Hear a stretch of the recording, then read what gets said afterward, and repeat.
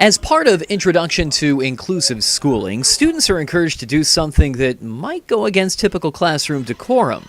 Of course, there is a point to all of this: to draw what inclusion looks like and then let it fly. 1, 2, 3, go!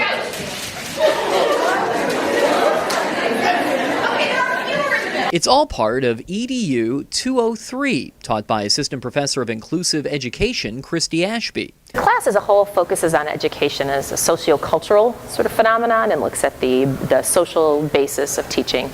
Today we were really focusing on the topics of culture in the classroom, particularly how we think about social construction of difference and the roles teachers play in creating classrooms where kids are meaningfully engaged and successful.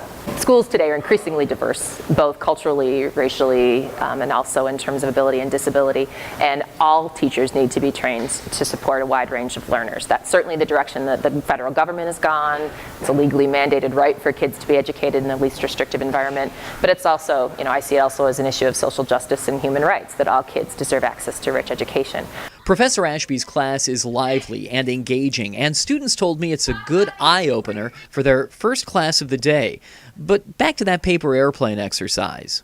I really enjoyed it. All of the activities she does in the class. I don't really like moving that much, but she makes us move, and she honestly, the way they're designed, she makes me like them as well. It shows us different ways to, get everyone involved, because not every student in the class is going to be able to learn based off of just, speaking, just talking. Some students need hands-on activities, and especially something as easy as making a paper airplane, because it's simple.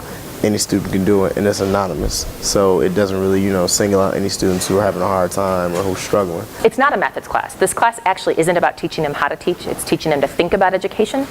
But I was a teacher. They're going to be teachers, and so I try to model the kind of pedagogy I'd hope they would do. So part of it is simply engagement, getting them up and moving, talking to each other. It's a big lecture. It's intimidating. About 2/3 of them are first semester freshmen, so they're new.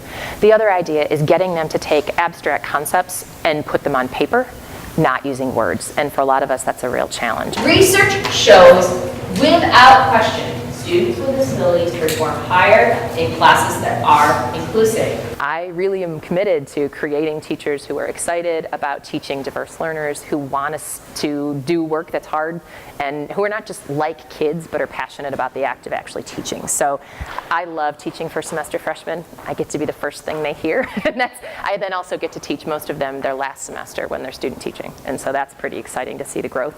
But yeah, I love teaching this class. Keith Coblin, SU News.